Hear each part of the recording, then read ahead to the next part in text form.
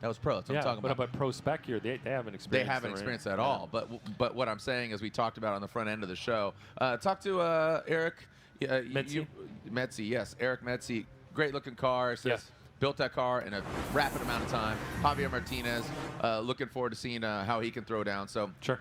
Yeah, you got a few different vehicles out here. But what we were saying at the opening of qualifying is there's certain drivers that even pro shine better in the rain. Absolutely. And yeah. we talked about the Irish boys. Yeah. They were really dominant. And then also Osbo, because he's done a lot of ice drifting as well. Sure.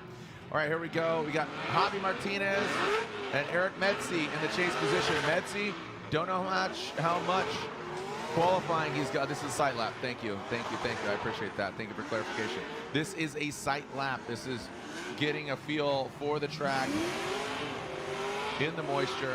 So I was talking to Tommy Lemaire yesterday, and he was hoping for rain because he excels in the rain, being from Canada, driving on the snow and ice, as we do up there. He loves the rain, and he's pretty confident in the rain. So I think he's excited at the thought of coming out onto the track right now. And being down a cylinder. Yeah, he was down a cylinder. I don't know if they fixed that. I couldn't hear what the interview was between he and Lorette Nickel earlier. So all I could see was his haircut really in that video.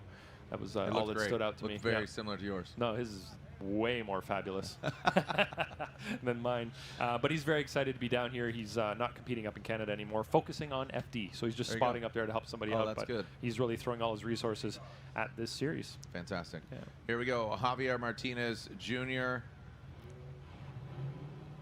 and ERICK here in the Mile to Wild vehicle. And that chase car can leave the line. Looks like the lead car probably parked on the light. Is that what happened? Maybe?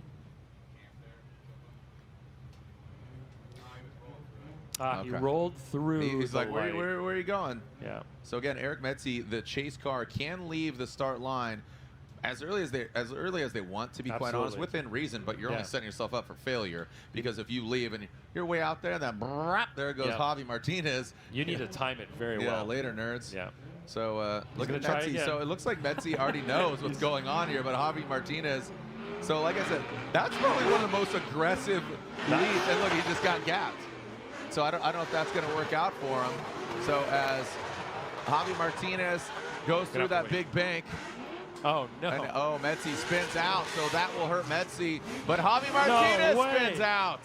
No way. So that is a double incomplete. MEDICI got lucky. MEDICI did get unlucky, or excuse me, got lucky. Yes, he got lucky because MEDICI spun out, but now it's going to come down to this next battle. Exactly. The so second half of this battle. MEDICI spun on his own in the chase position, which then puts all the responsibility on the lead driver. That lead driver then needs to complete the run, and in this case, the lead driver did not complete the run. So that's 2 individual incompletes, and that means that nobody is responsible for the other driver's incomplete whatsoever. And that means that they're both at basically square one right now. So this run that's coming up is going to set the whole stage for the rest of this battle.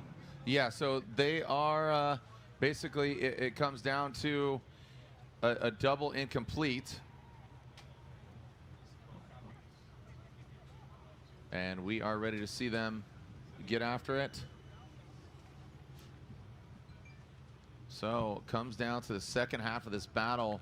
MEDICI will be out front. Javier Martinez, if he would have maintained that angle and gone through the course just at minimum, he would have been the victor here. But now MEDICI, Mile to Wild. He just was mild. We need you to go wild. As MEDICI now comes down off that bank, and that's got to be tough to navigate, man. Coming off that bank into that flat portion, into the jump. All things considered, MEDICI's keeping it together. A little lack of angle right there, taking a shallower line. Whew. And straight. Oh. Yeah, I think he's trying to get away, Jared. He's not focusing on what he should be doing in the lead position. He's not really fulfilling those lead driver goals, unfortunately. This is a crazy turn of events.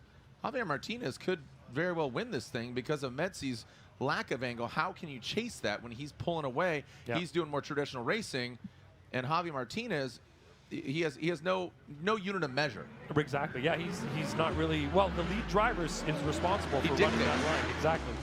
You can see there that MEDICI was a little bit lazy on his initiation. He wasn't as aggressive as we'd like to see. Even in the wet, we'd expect a normal transition or initiation there, sorry. And then you can see here Medci running really low angle, straightened out a little bit right there. Very low angle as he approaches inside clip 2. Another bobble and angle. His line is just awful, and then he goes into a straight and an understeer right there. So yeah, counter steer. Unfortunately, he's not doing himself any favors in the lead position, driving in that manner. He should be taking his time, fulfilling his lead goals, and he potentially could have won this battle had he been a little bit smarter with that actual. Hang on, I got to put my submission in here. Yeah, and this is such a unique turn of events here. I mean, this is such a rare scenario that we see that, right? But survey says Javier Martinez or ERICK MEDICI, 1, 2.